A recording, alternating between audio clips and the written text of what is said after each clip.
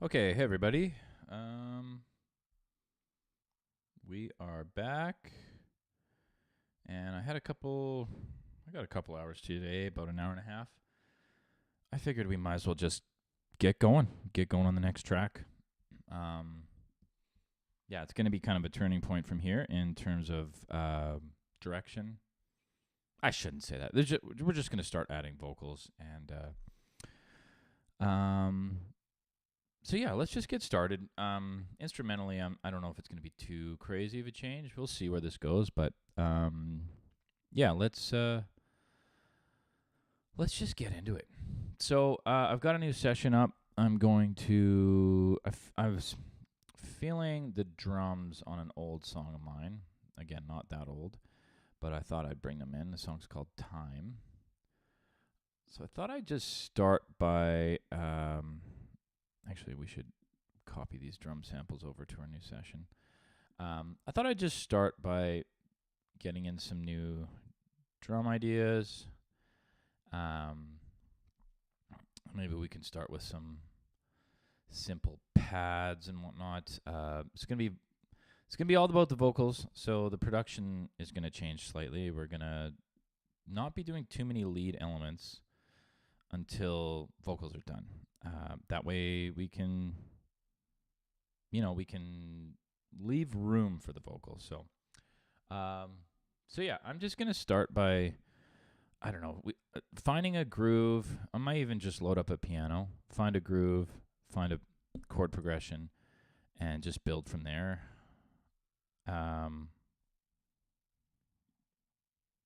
Yeah, I think that's about it.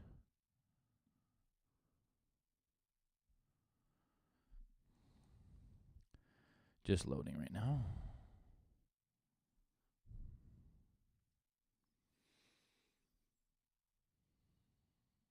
Lots of tracks to load. Okay, now we don't need any of these files. In fact, we can get rid of all these and just go to the underlying drums. And once we have that up, then I can somewhat confirm that we have Pro Tools audio. I noticed on our last stream the audio was cutting out like crazy, so let me know if that happens at all. I've tried to make adjustments here so that we have better audio. The problem is while I'm monitoring Pro Tools, I can't really monitor the streaming, so just keep me posted.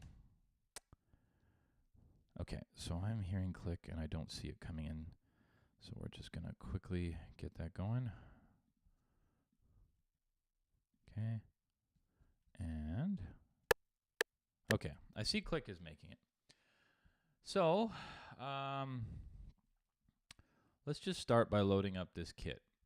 So I have to point it to my new drum sample file in case we make any changes. That will be, let's go to Babbage. I don't know why these are being put that way. There we go. Progress, new idea. Okay, we're going to go drum samples, connect our kick. Cool. I just know right now I'm not really vibing like a super fast track, so let's go somewhere in the 80 beats per minute range for now. Okay. I see I've got some mastering plugins on, limiters and whatnot, so what I'm going to do is turn those off, but I'm going to compensate by bringing up the gain so it's not super quiet. Okay. Let's load up the snare sound.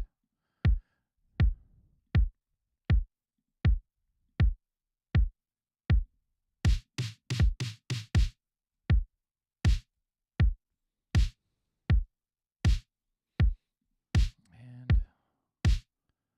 yeah, we'll leave it at that for now. Just keep it simple.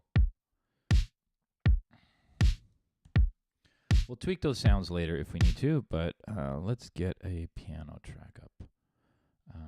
Yeah, just something so we can establish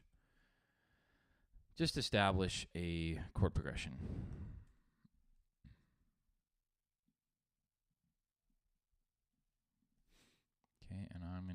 piano V3. Of course, I made a mono instrument track, and we need stereo.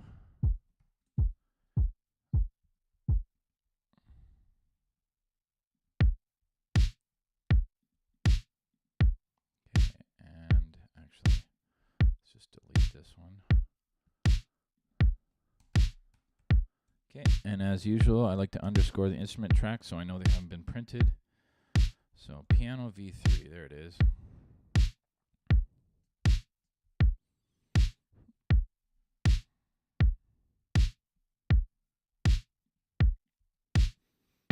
Okay, so I'm gonna find a chord progression here. Let's just do that.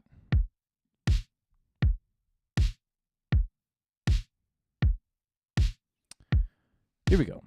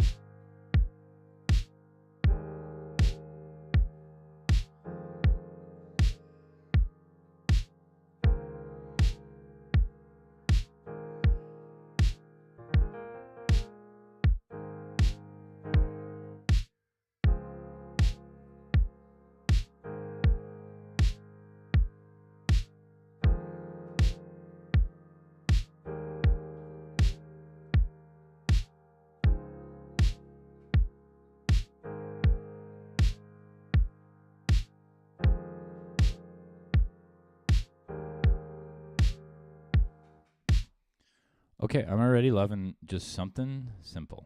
So all we want today is I'm just keeping it simple. And if you were on yesterday's stream, the goal of today is not to move fast. We're going to take our time and make sure we do things, do some exploring. It's not that we didn't do things right yesterday. It's just that we were short for time and we didn't have a chance to really explore and develop. So, okay, I'm going to record this quick.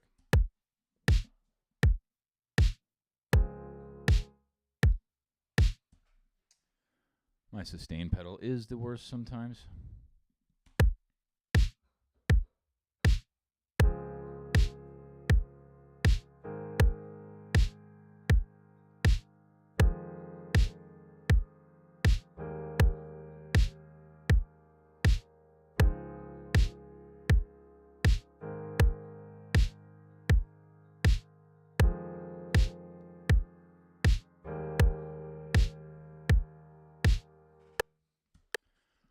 Okay.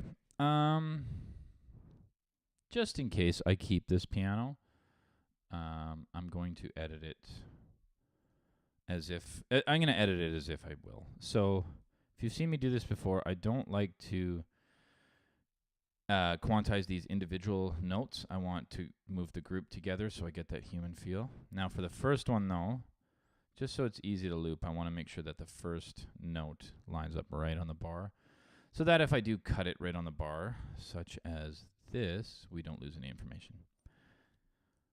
Okay. So every second note here was pushed.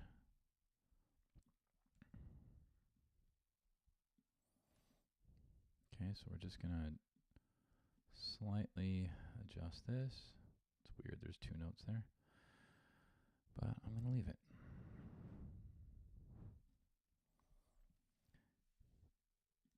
Okay, the next thing I want to do is just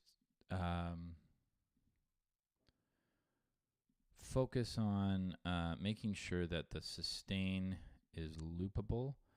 So what I like to do is put a node down, which in the pedal world is actually up, and then when it's pressed, it goes up in MIDI world, but obviously physically it's down. So we want to make sure there's a node both ways here. That's not the very beginning of the note, so we should move that there. So that when I loop it, we do get a good sustain change. Obviously that one got overwritten. And let's keep these pretty close. And then we should be able to just loop this, because the pattern from there should stay the same. And that way we're really accurate. Now we can put this all together and trim it to a bar. And that way at least it's nice and loopable for laying things out, such as that.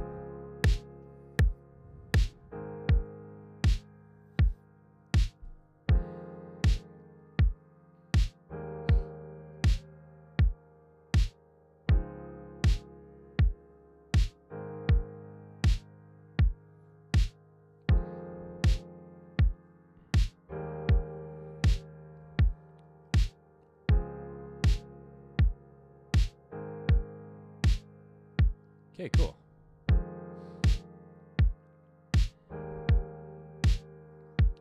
Let's do, you know what, let's actually put that in a group. Let's just call this move to folder piano, or we'll call it keys just in case there's anything else. We don't need an underscore because this is a routing folder. Okay, and we'll put this to mix bus.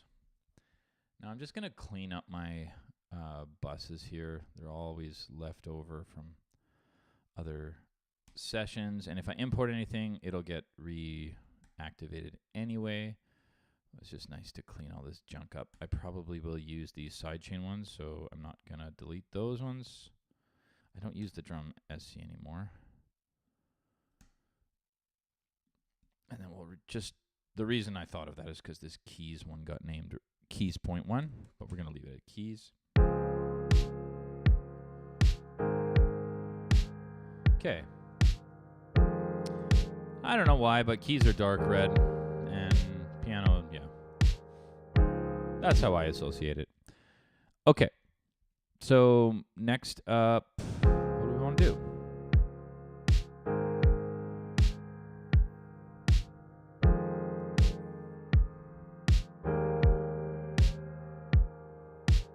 Let's load up the hats track that we had from our template.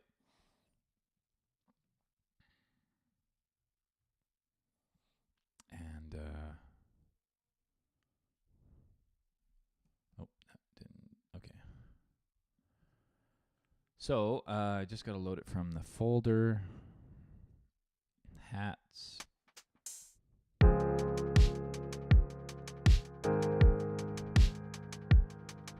Okay, I'm feeling a slower hat than that right now. I want this to be a bit more moody. Maybe we get to that 16th hat eventually, but I'm looking for more of an 8th hat at the start here. So we are just going to do this, and then we should be able to loop it using Command D on Pro Tools and Mac.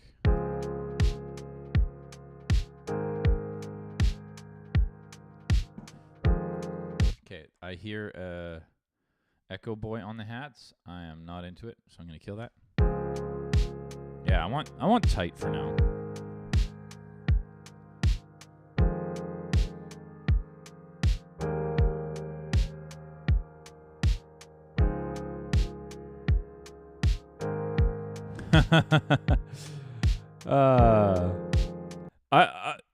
You know why the name is Babbage Cabbage? Because so I came up with the name for this project, and I went on Instagram, well, all social platforms, and the name Babbage had obviously been taken, and I didn't know what to name it, and the first word that popped in my head was cabbage, yeah, so I just named my Instagram Babbage Cabbage, and then yeah, when I started the Twitch channel, even Babbage Cabbage was taken. I'm like, what the hell? So I made the Twitch Babbage Eats Cabbage, and I think I was honestly debating changing the rest of the names to Babbage Eats Cabbage, and I did on YouTube because it was the Babbage Cabbage. So I thought I'd unify those, but yeah. So maybe that's the thing. Maybe I gotta get myself a little cabbage and bring it on every stream. So thanks for pointing that out there, Professor Veritas. Okay. So think about cabbage while we make this track. I'm invested. Love it, dude. You're the first person who's actually brought that up. So yeah, this is awesome.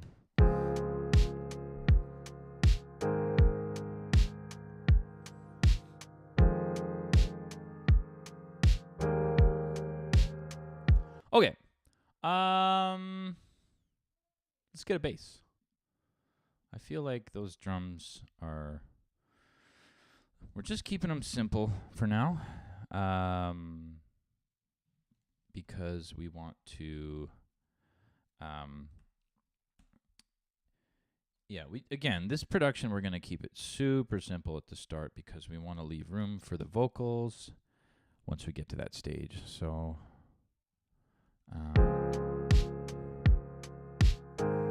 I'm going to be lazy and just ARP this I'm going to ARP this. Oh my lord, that sounds awful.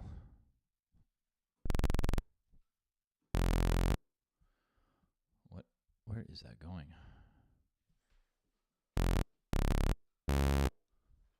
Boy, that sounds just horrific. Let's just get a filter on that immediately.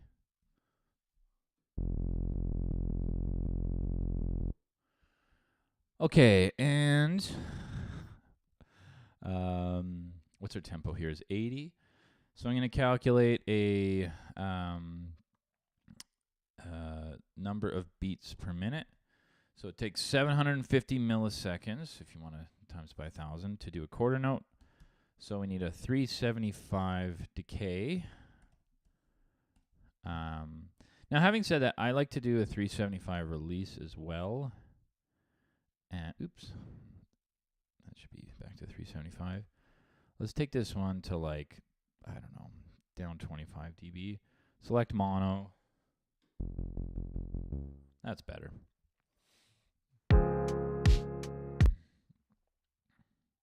And you know what? Let's just get a bus set up for this right off the bat. So we'll call this bass. This is a routing folder, and I like basses as dark blue because, I don't know, they're deep. That's the extent of my thinking.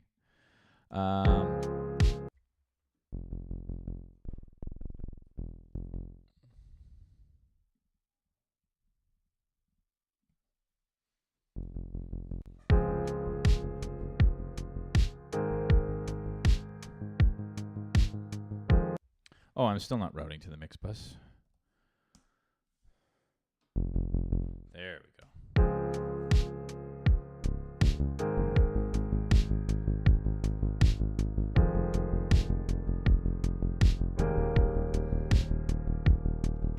Okay, that sounds a little too steady for me, so we are going to actually go to 0 here on the sustain. So the decay time should be exactly an 8th note, or sorry, 16th note. That's what I'm missing, aren't I? I did 8ths, but we need 16ths, so it's 187. So maybe if we leave the overall decay time to a quarter note, or sorry, an 8th note, even though we're playing 16ths, right? 16ths, yeah. Then that way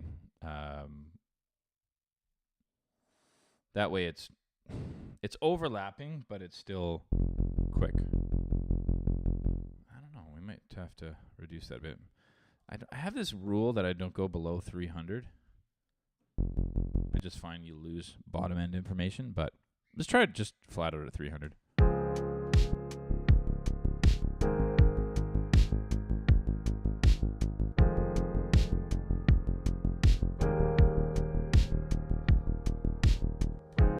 Okay. We're getting a few clicks and pops. I think that's related to the attack time. But regardless, let's just track this quick and then we can modify the sound.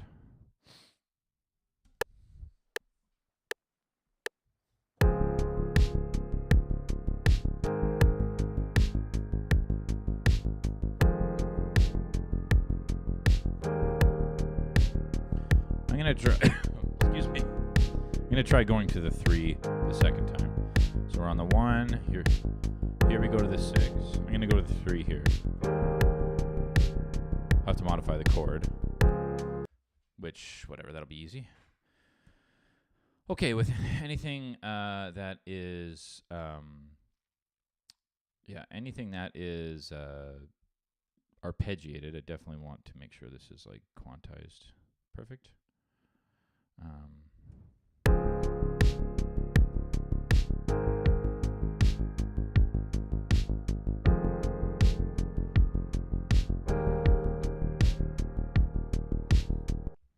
You know what? I don't know if I want to go to the 3. Maybe. We'll see. Let's just work on the tone here first.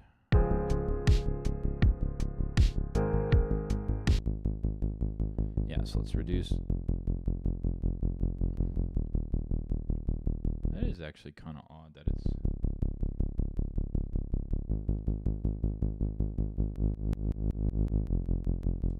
Why am I getting clicks and pops there?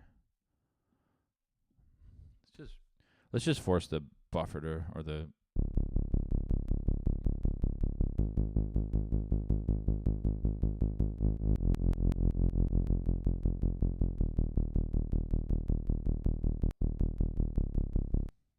Okay, that hurts my brain.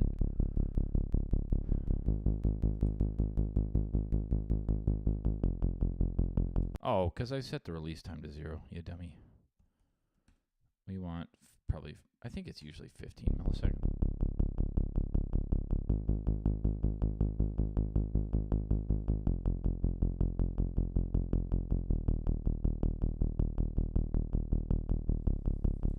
Okay, let's get the let's get a envelope modulating the filter, and we'll just kind of follow the same settings. Ooh, that's nice.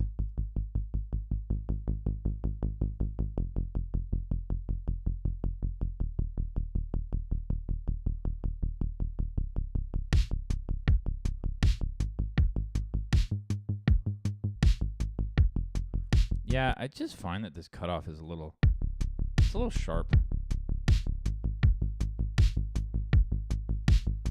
Maybe we need to get it back to 375. Although the modulation doesn't have much movement.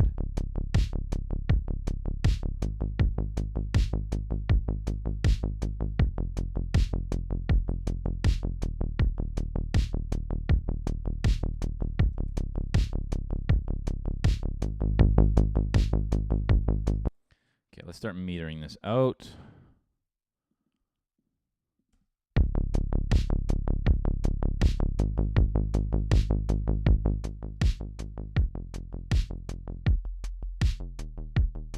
Oh, I'm liking that a lot better.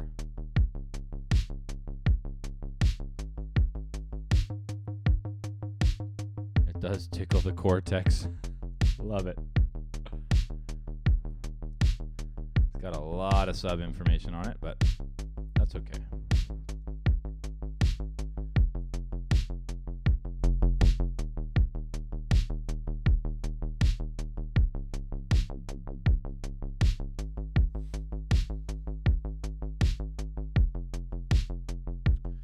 Okay, as you've probably seen me do before, let's get some chaos modulators on here.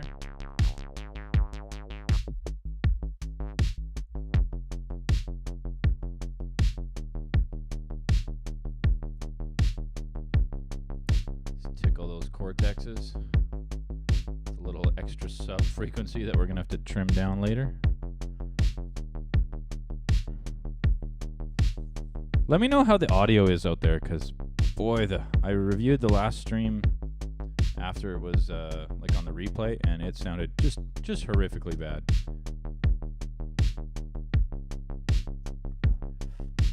Just things like balance between the mic and the audio, etc.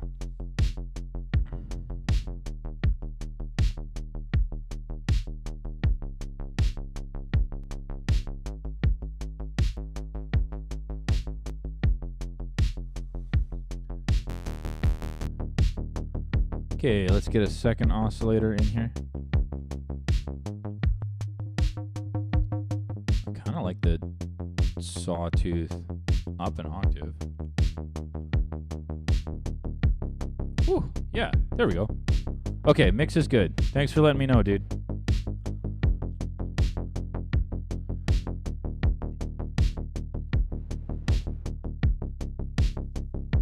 You can hear my dirty mustache combing the mic. Yeah. Okay, let's get a little pitch variance here. Just a hair, because I don't want the bass to be way out of tune / phase. But let's go a little 10% variance on a bipolar modulator.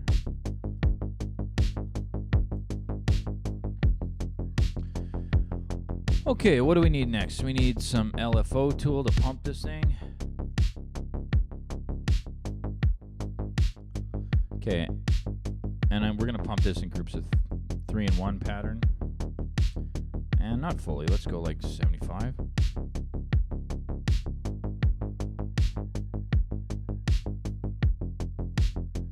Pretty cool.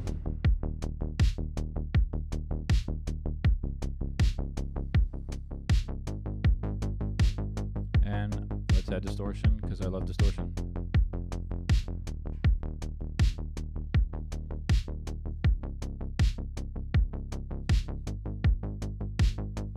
Okay, I don't know if I'm going to keep the keys, but yeah. Chuck in a ring shifter and turn the reverb to 999. That hurt my brain a little bit. I like where your head's at, dude.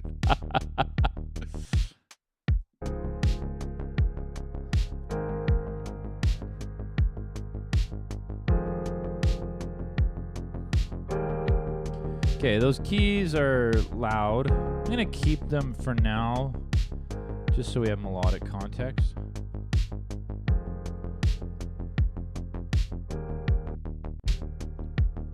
I'm just a little concerned with how subby this bass is, so... Okay, I have said so many times, I just want... what am I doing here? The factory default to be the setting. Okay. Sounds like the... Oh, yeah, I forgot to do this. I was going to say the LFO is causing a little bit of clicking. I'm going to go over the third note just a hair. There, that's nice.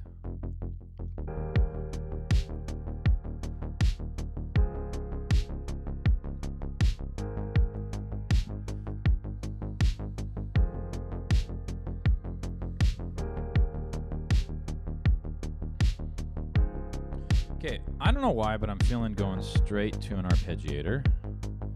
So let's call this ARP1. This needs to be stereo. And I'm going to take our keys track, throw it up.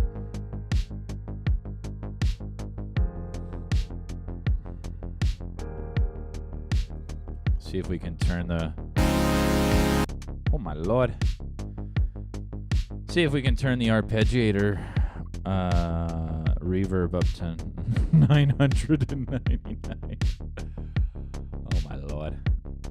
Okay,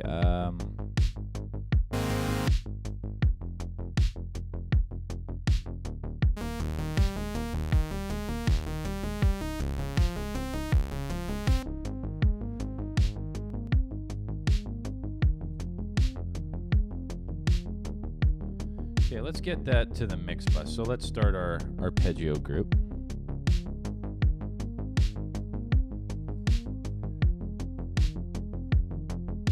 Okay, well maybe I should keep the keys then if they feel nice. So I don't mind them. I'm sort of imagining other instruments covering that. What's the word I'm looking for? Other instruments being used to serve the same purpose. How about that? Yeah. I don't know. I'm not going to get rid of it. I mean, if it's working, it's working, right?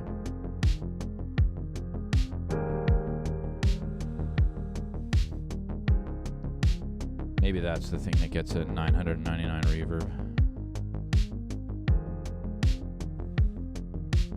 I think I'm going to change my artist name to Reverb 999 because it sounds great to me. Just drench everything. Okay. Okay, let's work on this sound. I want to get away from this saw. Go.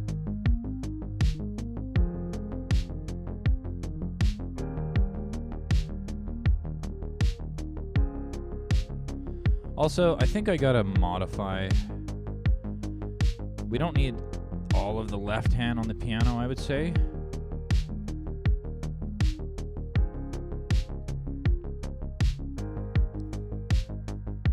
And we should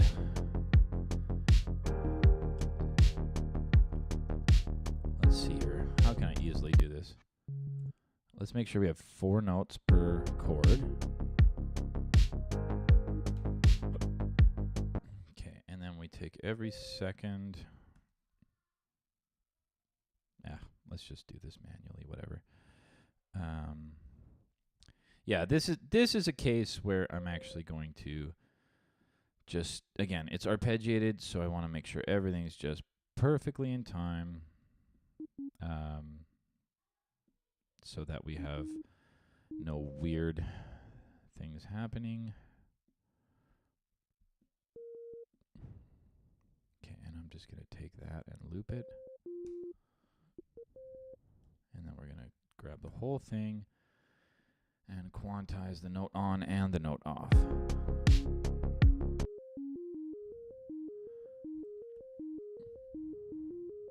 Okay, and I don't like that pattern. There's like the diverge.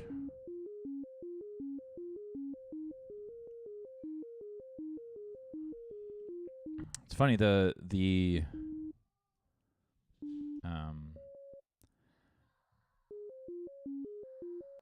what you call it, the 4 notes sounds boring to me, so.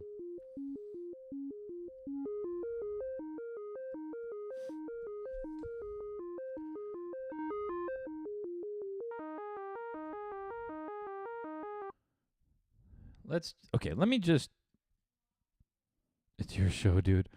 I'm just the observer. Enjoy. Yeah. Well, I'm happy you're here, dude. This is the thing. Give me ideas, because like I'm gonna always, repeat myself, right? So yeah, don't be afraid to continue. Obviously not afraid because you've been doing it, but do some more. Yeah, it's all good.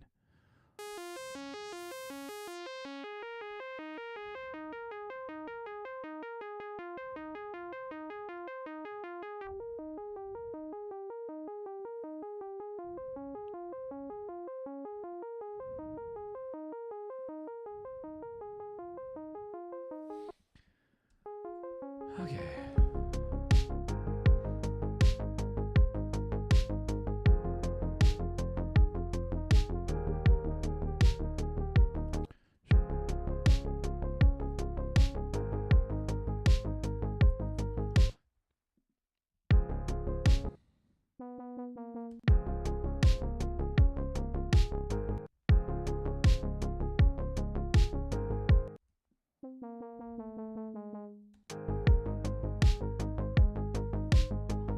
Yeah, this one sounds nice with 5 notes. We're going down to the 6 there. We could go up there.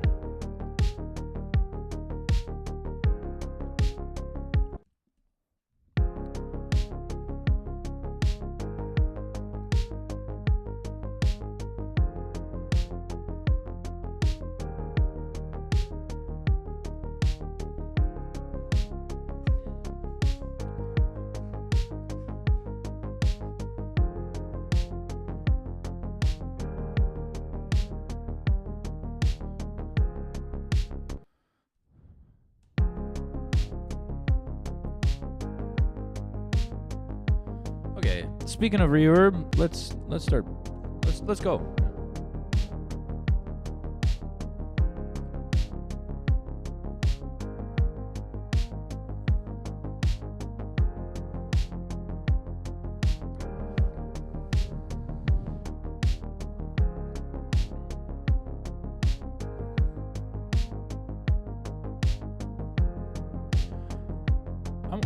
I'm gonna try.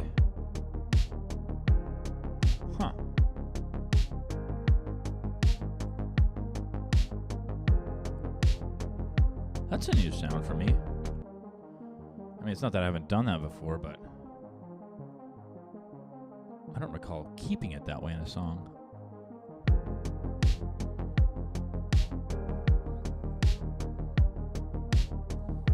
Let's roll with that. For some reason, when I do ARPs, dude, you are my spirit animal. I don't leave the house without reverb. Yes. That's so good. Okay. I don't usually leave an ARP. I always downmix them to mono, but I'm just feeling like this one's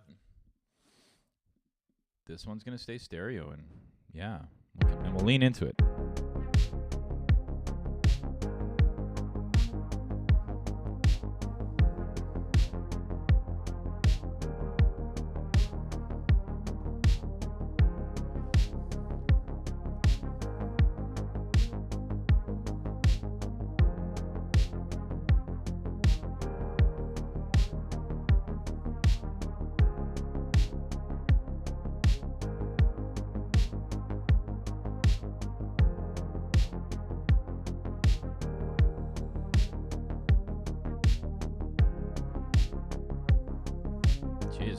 I'm into that. Let's add a little pitch mod on that. Do we do our usual not compression, distortion? Maybe a hair.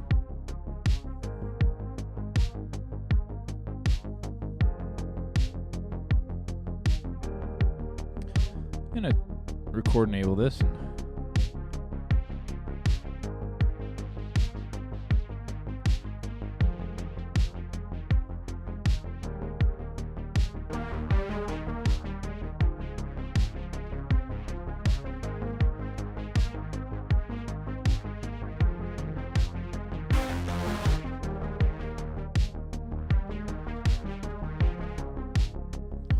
Okay, that's pretty cool. I'm gonna do one that's mod wheel to.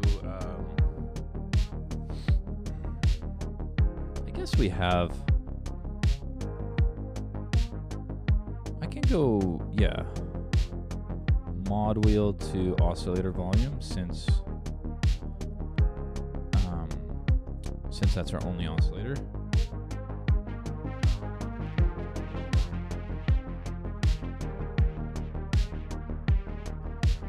That's not really what I'm looking for. It's maybe just a remove all modulators. Yeah.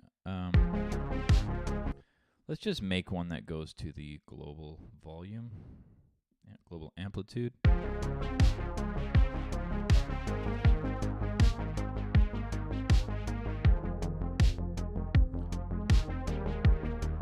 Essentially, when I open it up, it gains volume. So I'm just trying to compensate for that.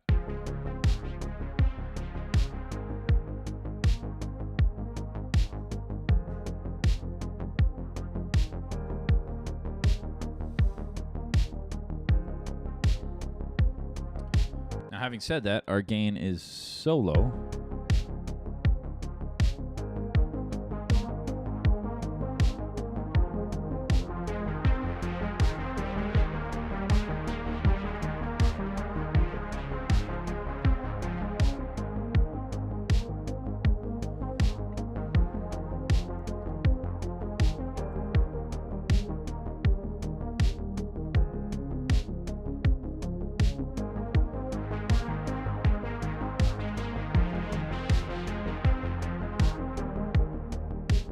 Okay, just kind of setting the range for later when we record some automation.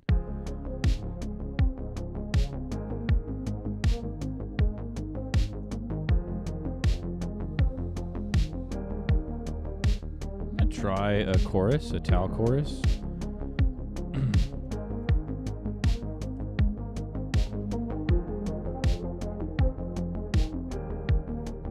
I don't know if I like it. I don't want to mess with this too much because I'm just enjoying the sound.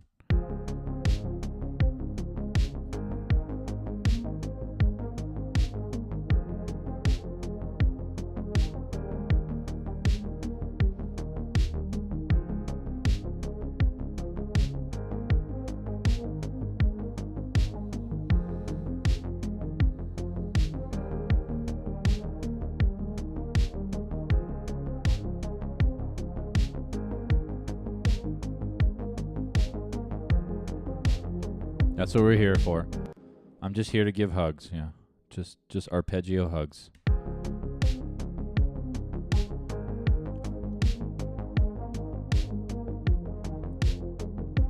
Oh, I just realized this isn't even running through the mix bus, so this is going to have to come down in volume big time. I guess technically just -9 would be the equivalent. Hopefully. Oops. -9. Yeah.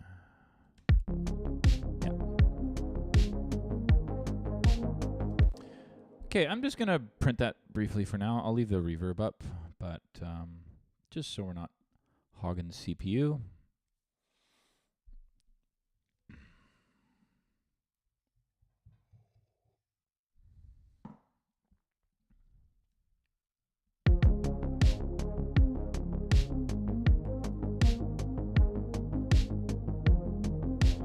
And let's do the same on the bass. We'll come back and work on those things after.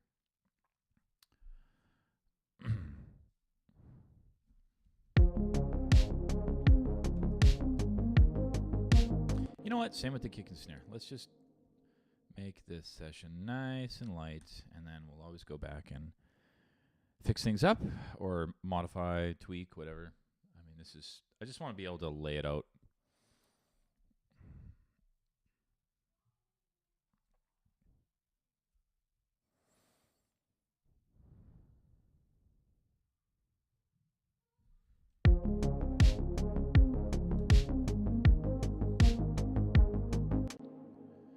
And the hats.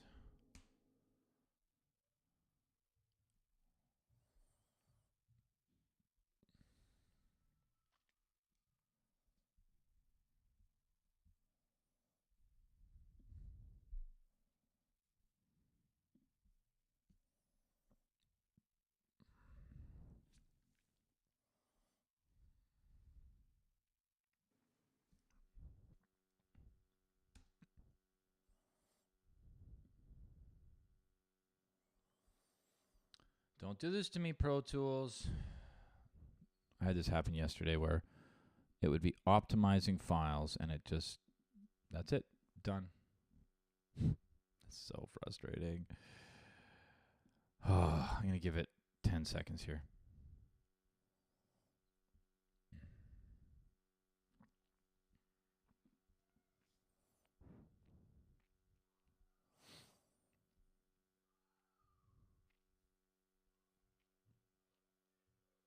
Come on, buddy.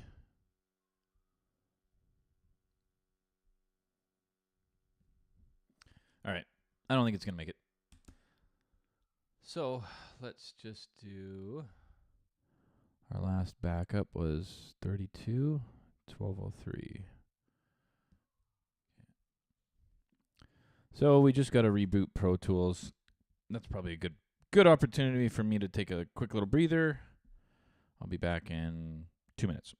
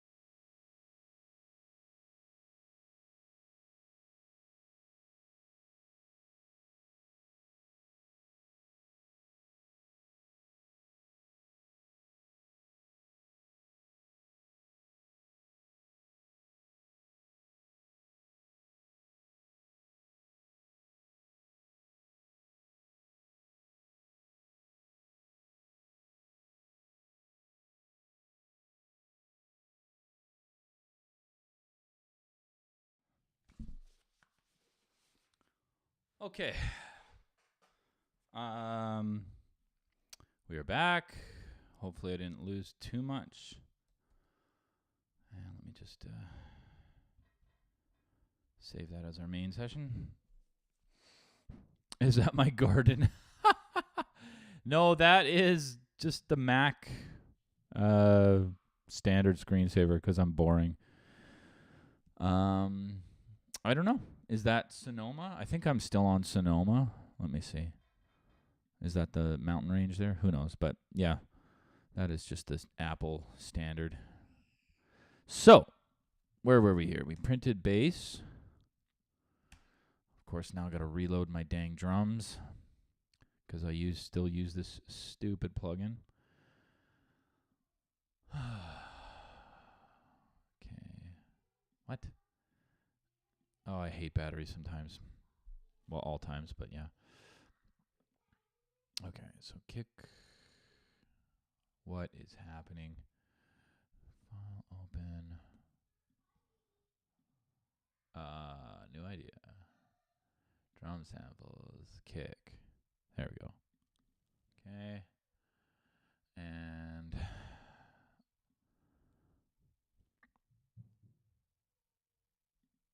if anyone has any tips for how to fix this stupid glitch in battery, I would love that. Basically, anytime I close a plugin and reopen it, it just can't find the files, which is just so insane.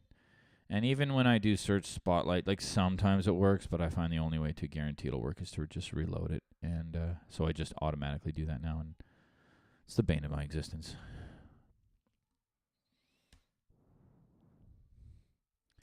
So having said that, let's print these three so that we don't have to worry about crap like that happening. Even though that's what crashed us last time, but fingers crossed. Woohoo!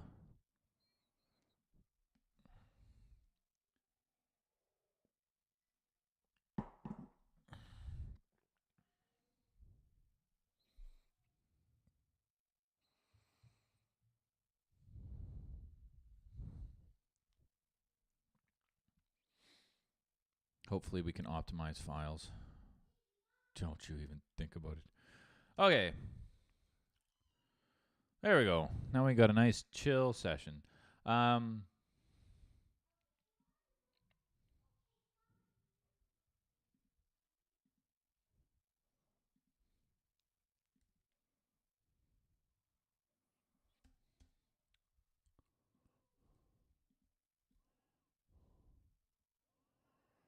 going to pull up the RMS a bit with a little more of the steady state instruments.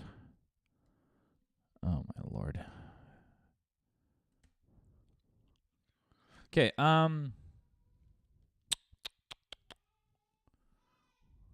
feel like this key, I'm not 100% on this key.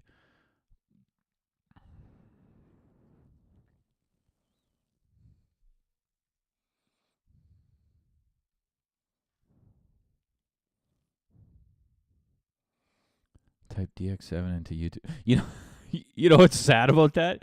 You type DX7 into YouTube, and yeah, sure, I got a DX7, but I'm so sick of the internal sounds of it. I've had it for I want to say 7 or 8 years now, and I just never use them anymore. I just use it as a MIDI controller because it works, and I like the feel of the keys. So I'm ashamed to admit that, but I do apologize. But now, Chinese spy app, I don't know where that's coming from, but yeah, that's I'm not sure how I ended up on that, but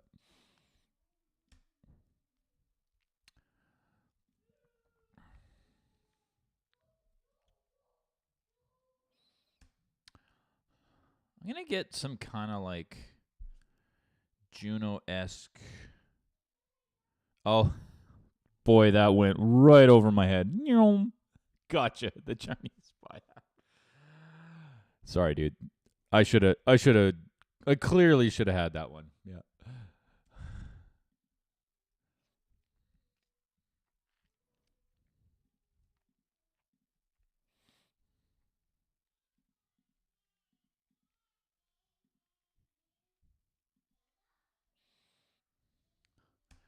Okay, let's. What am I feeling now?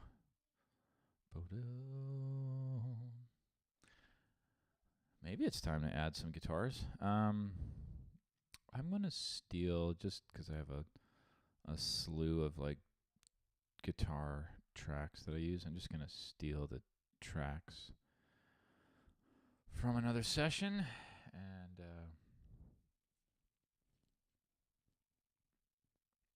Well, thanks for the follow. Really appreciate it, dude. Yeah, I think it has an American subsidiary now, but yeah, thanks for hanging out. Thanks for checking it out and chatting. Good to chat with you. And yeah, we'll see you around. Thanks again. Oh yeah, nice, really nice. Yeah, thank you. I really appreciate that.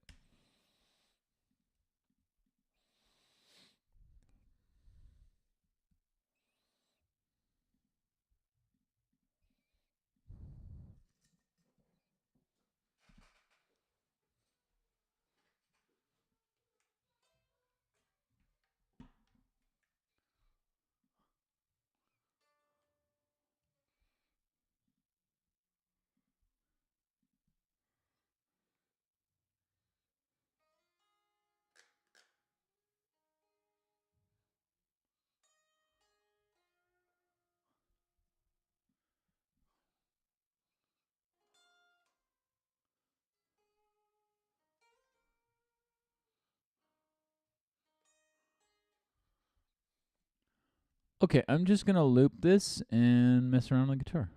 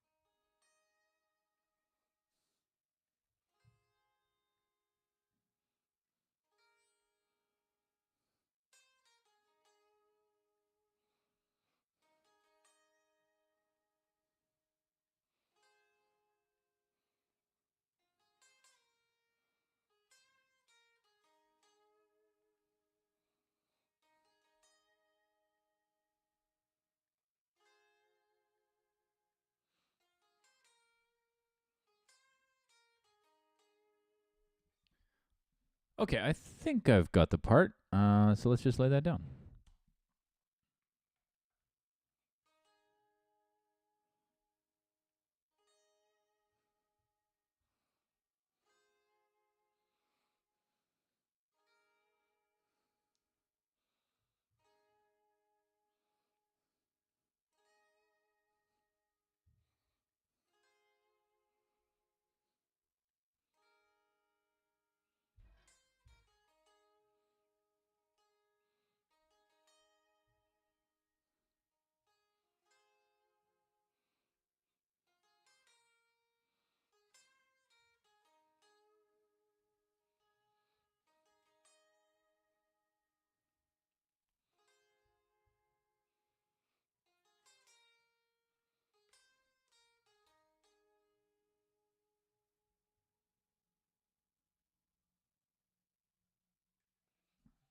Okay, cool.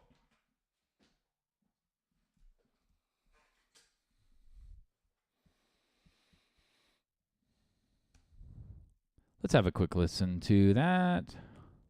Now, I do got to route it through the guitar bus here, which means the volume's going to change. Actually, we should keep that the way it is. Create a duplicate, and this one go through the guitars. And we're likely going to have to delete that one.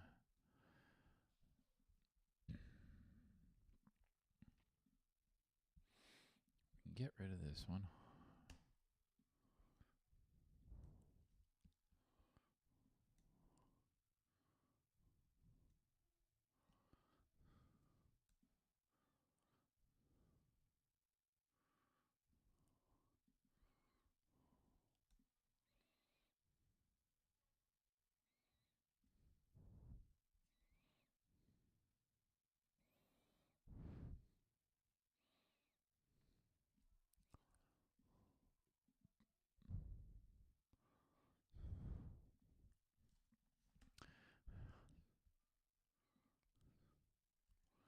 Oh, I just realized we don't have an LFO on our ARP, which I think we should.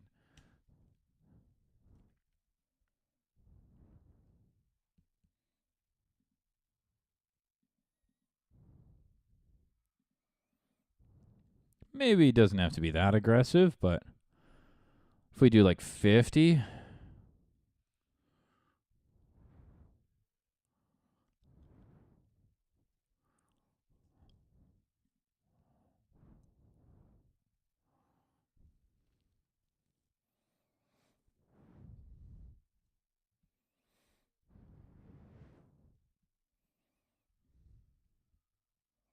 it's nice.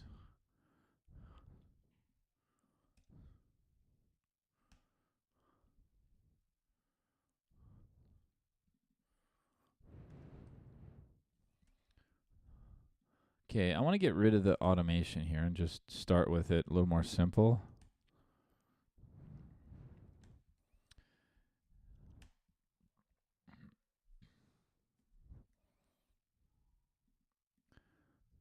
I think those are pretty aggressive too. I think reverbs, if they have an LFO or delays, any auxiliary track, they should essentially be, in my opinion, like 35 at the most. What is happening here?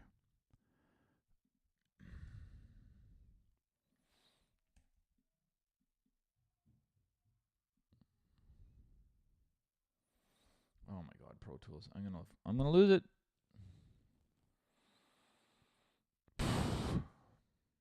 Okay, I know exactly where this is going. Pro Tools is gonna crash because that's what it does when we do this. So here we go again. Man, that's 2 crashes. Like,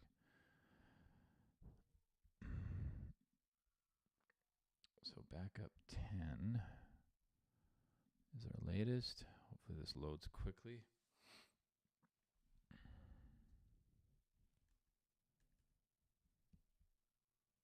Okay, it's going. Okay, so once we get the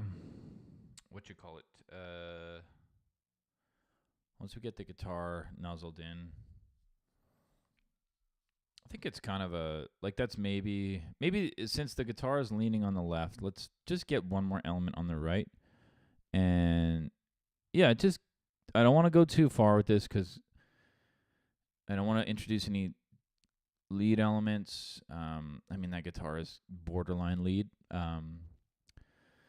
But I want to keep this open for vocals. So we don't want to go too far today. We just want to get a foundation for what the vocals could be or what the vocals could sit on top of. And then once we have vocals, we can work around and add all the cool layers. Okay, so I'm going to just quickly save that. I see Pro Tools is not running, so we're just going to... I got to remind myself to do that every time we crash.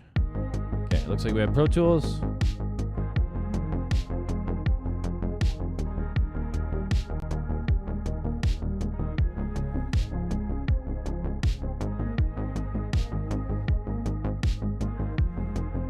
Okay, so I'm just going to edit this guitar. Probably going to end up replaying this now that we have time. So let's... where's this from? ARP1. Let's just take a minute here to... Let's just quantize it. And then, yeah, I'll probably end up replaying it in the final version. But that's okay.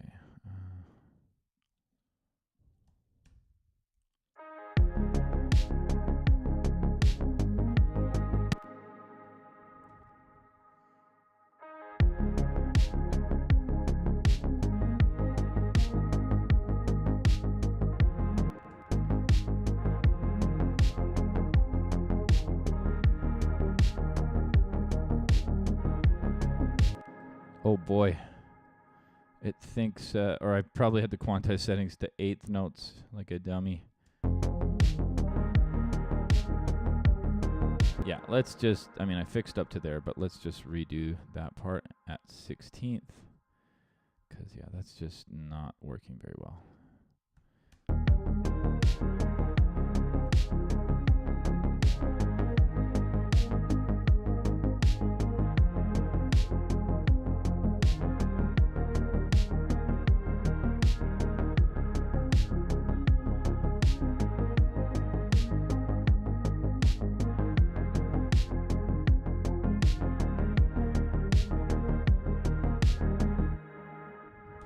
Happened there at the end. Who knows? Probably just me playing terrible. Okay. That sounded better. I don't know. Maybe some stretching, compressing happened. Hey, Diamonds 3958. Hope everything's great with you as well. Things are good here. Just submitted my last minute record yesterday, and I figured why bother waiting and just start rolling on the next one. So thanks for tuning in, dude. I shouldn't assume dude at this point. I just call everybody dude.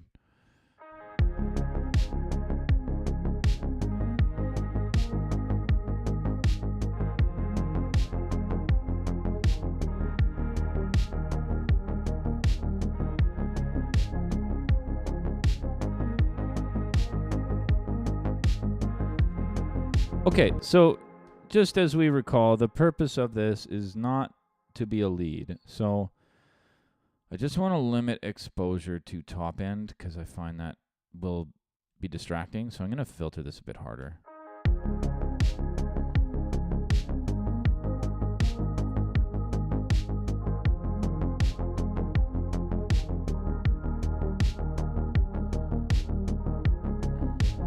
That feels so much better to me. Now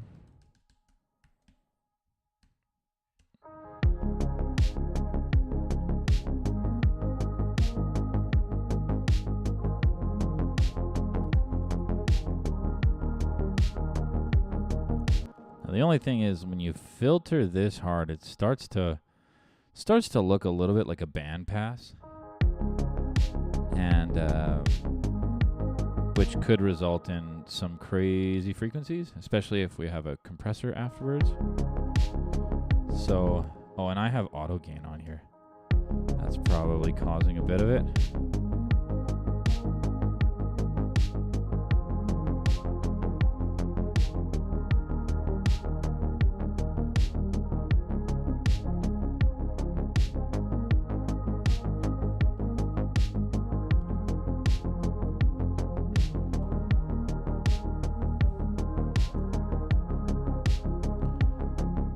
Okay, and I just want to chill a little bit on the LFOs on the guitar tracks.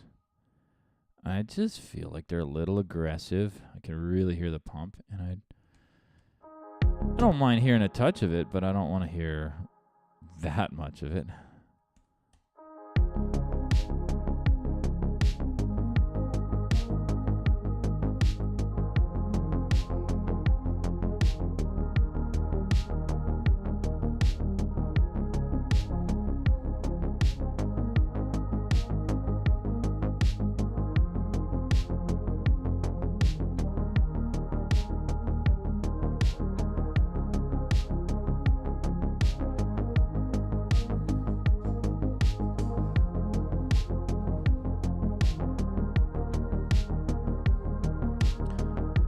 Okay, that's pretty cool.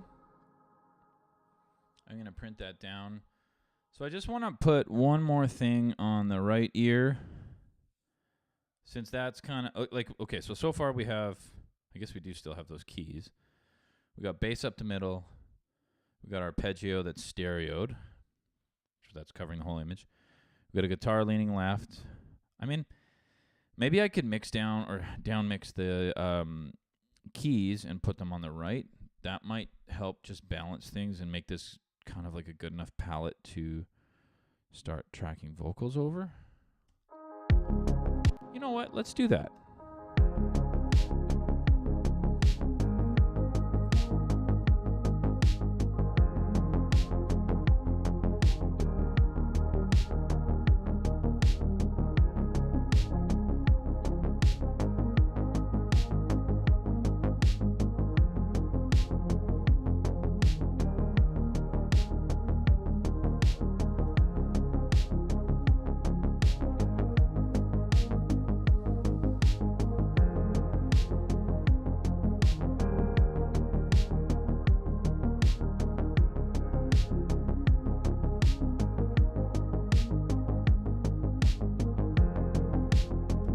Now, having said that, I want to do something similar to the guitar where we have these reverb and delays. For any returning viewers, I'm sure you've seen me do this before where if we want to like push something off to the side, but have it still kind of sneak in the middle, it's nice to do that with a stereo verb so that whatever's in the middle just ends up being like a just air, you know? When I hate chorus on reverbs on pianos.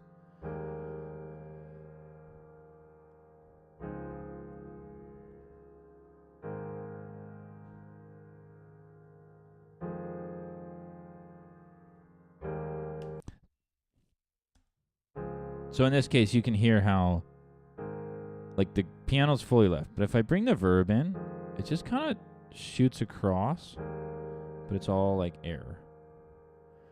Like if I just mute the, it's all just kind of that air.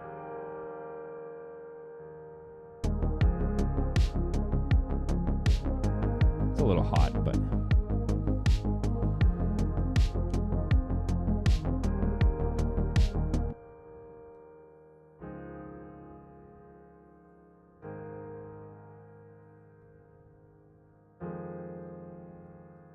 maybe go like -12.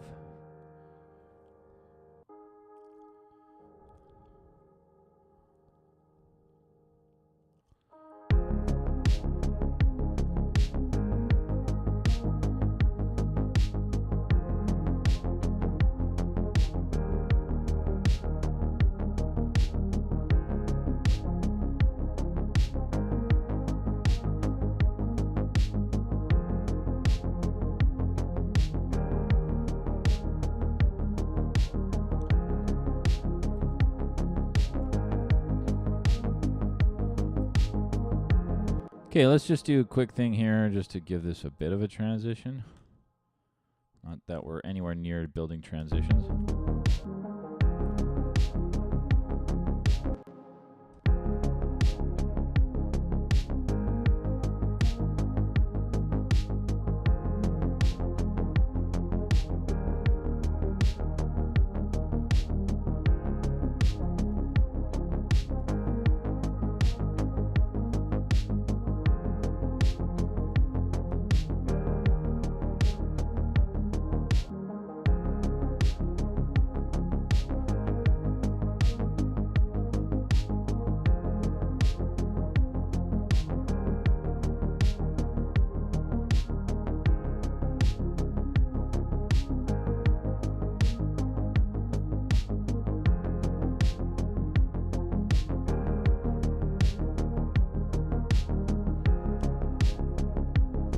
Okay, I just realized this is getting dangerously close to a old track of mine called Starseeker.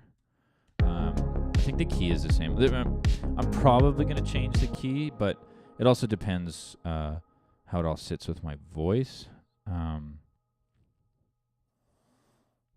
a little early to tell, so...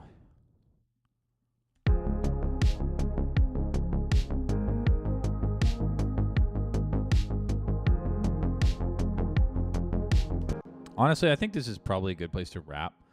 Just kind of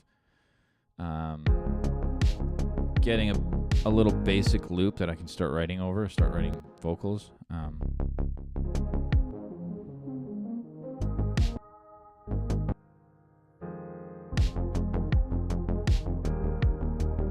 Yeah, I think so. Let's just do a little bit of balancing.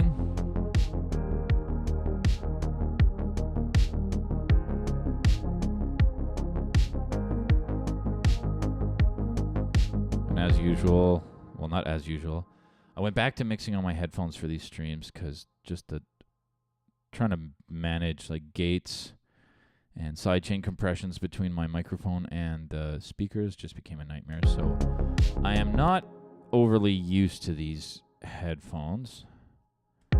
So I'm not expecting the mix to be wonderful, let's just say. But it's kind of like just demo track, so.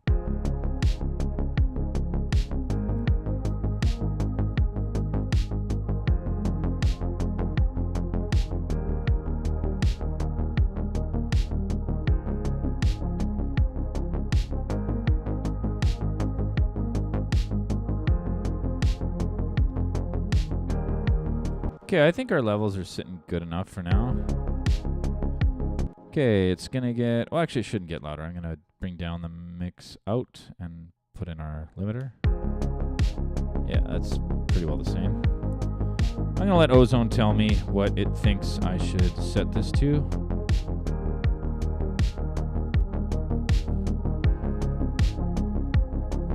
I think we could push that a little harder.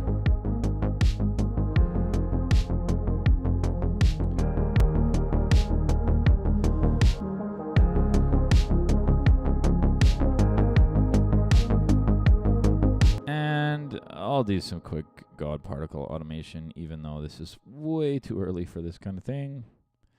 Let's put this one at, let's put a node here. Let's go 3 and 3.5 maybe.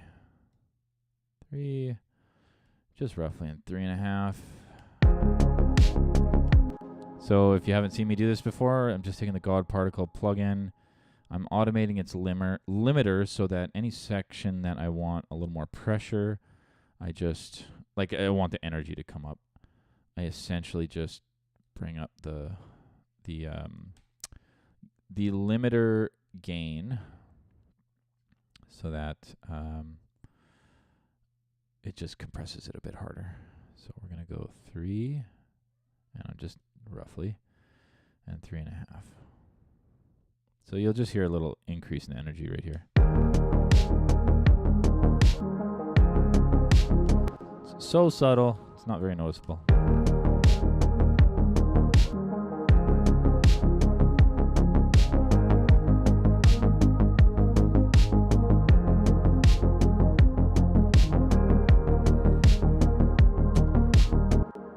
Oh, hey, everyday writer. Yeah, absolutely. Shoot. I'm happy to answer any questions. Any questions you have, dude? Oh boy, I gotta stop saying dude. I can't assume. I just say that to everybody. Yeah. Yeah, shoot. What's your question?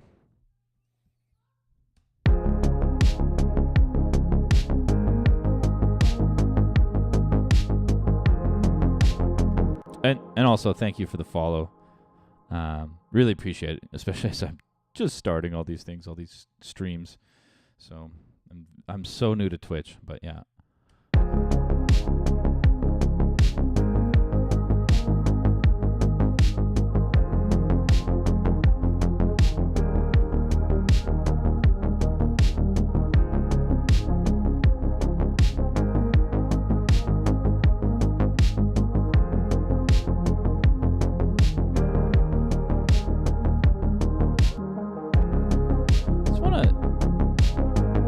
Want to chill out that bass a bit.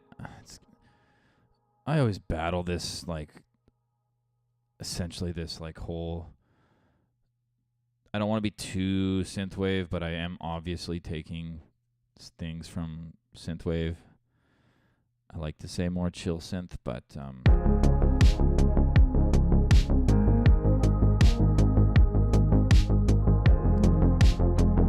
maybe it's just like, yeah, cutting off a little top. To be honest, I'm not concerned. Okay, so as a student, I'm getting Ableton for free for my school and have some media, but only one mic. What things should I get under $100 budget for making your first album? Well, I guess it depends what type of music. I have mild experience with Ableton.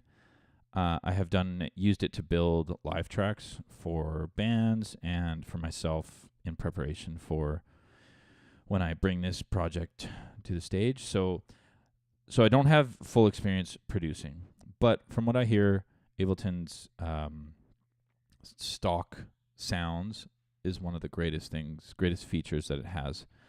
So I think you should be pretty good. Oh, rock and roll, blues, and doo-wop. Whew.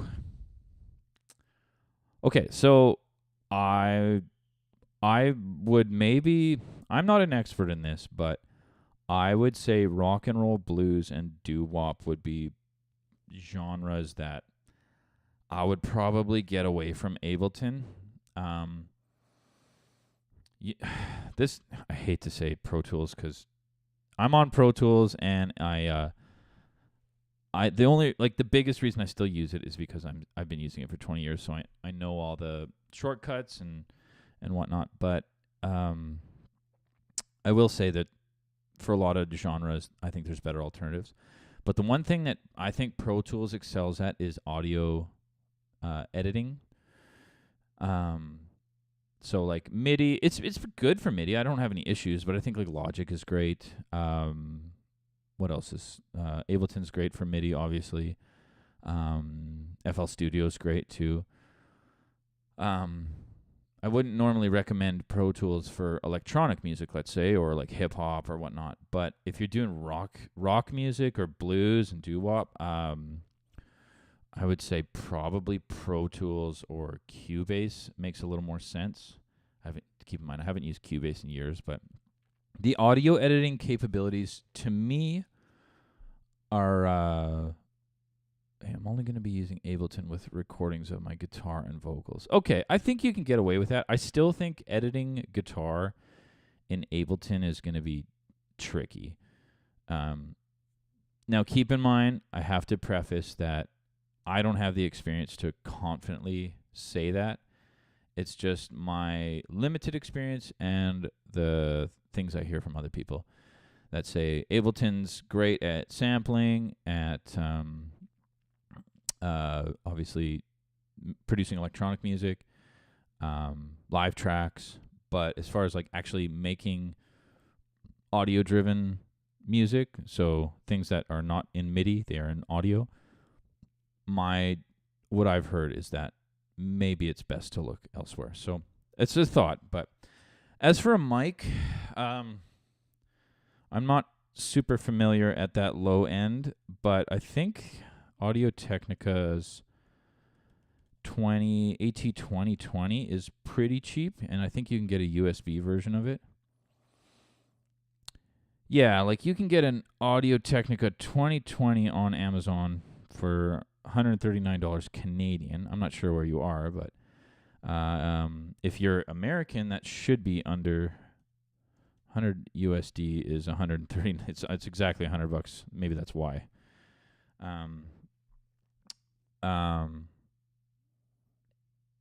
Yeah. So, well, okay. Oh, you're in Europe. Okay.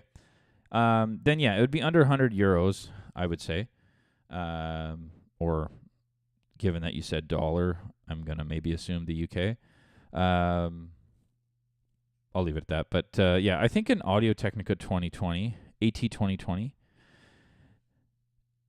Vanessa 0926 said that SM57 is a good mic with vocals, and I would tend to agree with that. I'm using a 58 just for the stream. 57 is a little bit limiting in its tone because it's a dynamic. It's a little darker, I would say. If you're looking for like a really present, shimmery vocal, I think it's hard to get that out of a 57. But if you are doing like a rock vocal, like you mentioned, 57's awesome. Such an underrated vocal mic. You know, it's often used for things like guitar amps. It's used for what else? Snare drums, toms. What else do I use it on lately? I used to own a recording studio, but now everything's just, I do everything from home now. And yeah, we used to just use mostly 57s on snare drums, toms, and guitars, like guitar amps. So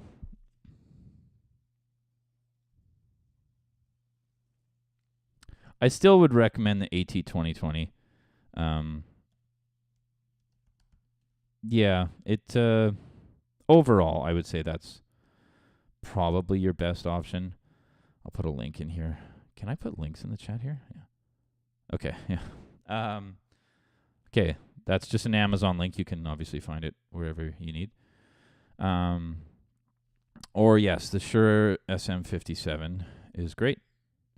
But again, if you do want like a shimmery vocal, then I would say that's not going to be the best, but it is great on guitars, especially if you're doing electric guitars. If you're doing acoustic guitars, I would still go with that AT2020. So that's just my thoughts, but yeah. Let me know if that helps. And yeah, I think that's probably all I really can say about that.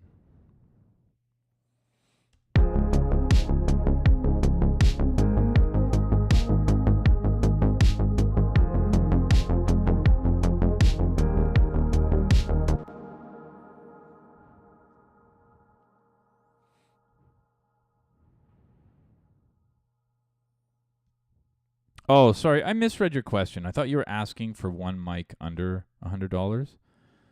But I think that you're saying what should you get for $100 budget? That's a really tough question to answer with knowing specifics of what you're trying to accomplish. So is that what you're asking? Is if just generally speaking, what you should get with $100 budget?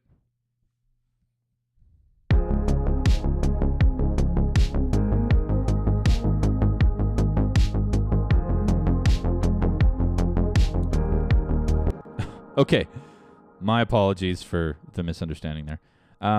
So then it's extremely tough to say because I'm not sure. There's not really a whole lot of context, and you can't do too much with a $100 budget. I would say get yourself a good EQ plugin.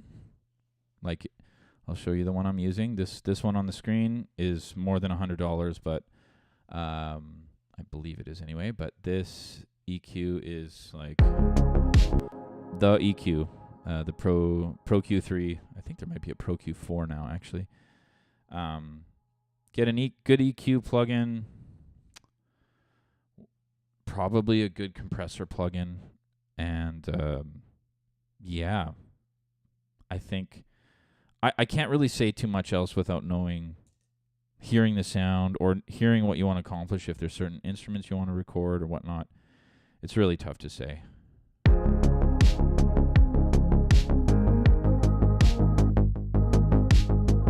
Let me know if that helps.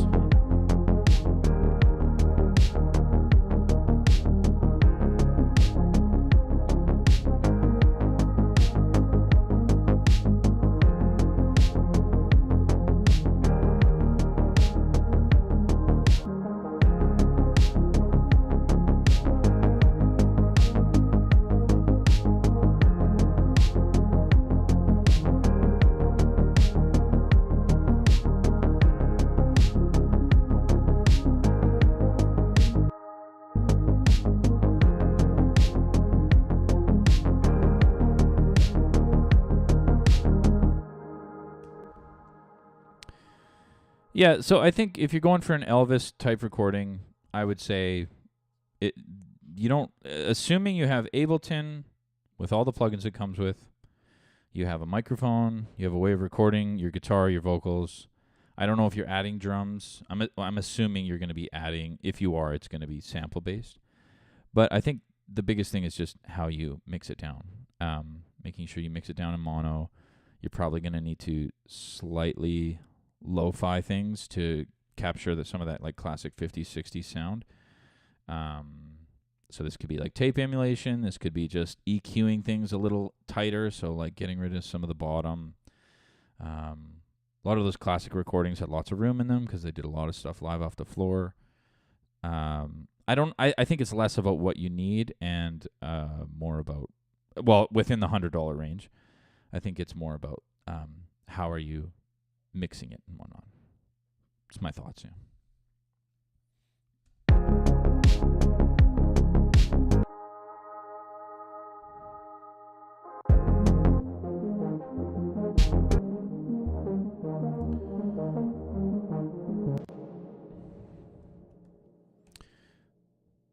So then this is just for mix then that you're looking at? Like what to do for mixing purposes? Like, are you recording your band separately on more of a multi-track situation, or is it like you're actually recording your band into Ableton?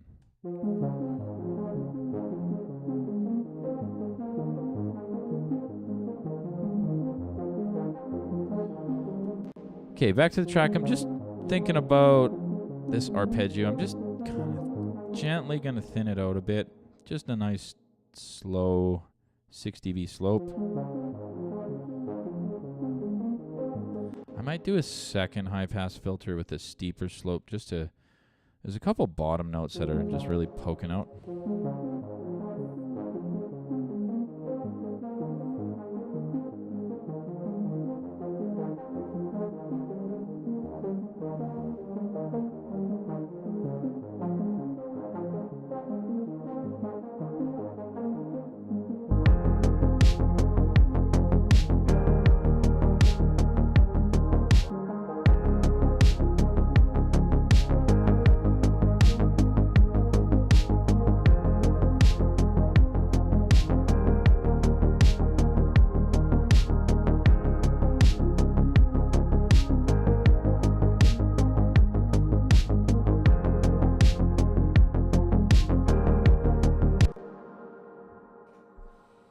Yeah, I would say there's a million variables here. Like, what's the studio? What's the room like? What's the gear for the live recording? Is it just a single mic, so you're just recording one mic over the drums, one mic over the bass, etc.? There's just so many different variables here that, and yeah, with $100 budget, I mean, it's. I'm not sure if there's a good answer here. If you were saying like I had a $5,000 budget, I might be like, okay, well, get yourself like a small mixing console or a bigger interface. But with $100 budget, there's limited things you can do. I would just say focus on your mic and I'm getting the impression you're doing all of these instruments at your studio at home, one mic per instrument, as you just stated. So I would say there's not much to say. I think generally if you have a good mic that is versatile, you're going to need a very versatile mic because all of those instruments are so wildly different in their timbre, their tonal characteristics, their frequency range, their typical uses of different microphones. So I would say just get a versatile mic. And if you don't already, like you said, you already have one. So if your mic is pretty versatile, use that. If you have a DAW to record into, then put that together. And I think the rest of it is like, I think if you have $100, just get yourself a good EQ. And that's all I can really say. It would just be impossible for me to go any further with it. So.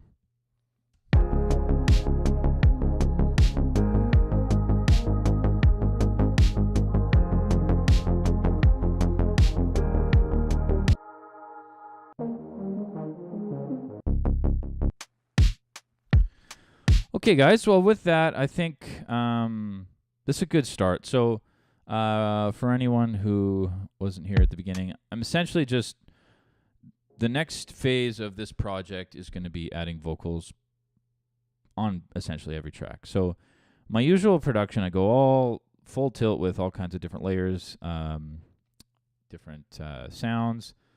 But for this, I want to keep it simple. So my process is going to be, we're going to build a simple track with no real lead elements. And as we do that, that leaves room to record the vocals on top, which I think we're at a good spot right now. And then once all the vocals are tracked, then we can go back and start adding in all the candy, all the different sounds, all the cool things that can work around the vocals. And so with that, I feel like this is pretty vanilla right now, obviously. But I feel like this is a good spot to just leave it and start putting some vocal ideas down. So what I'm going to do for today is I'm just going to print this so I can listen to it, start generating ideas, and we'll keep developing it later. But yeah, so that's about all I got for today. I'm going to print this down, and that's it. So yeah, thank you guys for joining in. And yeah, I'm going to just essentially try to stream whenever I am making music, just whenever that is. So probably the next one will be, I've got a couple client sessions tomorrow, so I can't stream when I'm producing other artists because it's their music, not mine. But on Tuesday, I'm going to do another stream. So yeah, if you guys got nothing to do on Tuesday around this time, I'll be back. So yeah, thank you guys again, and see you in a couple days. Have a good day.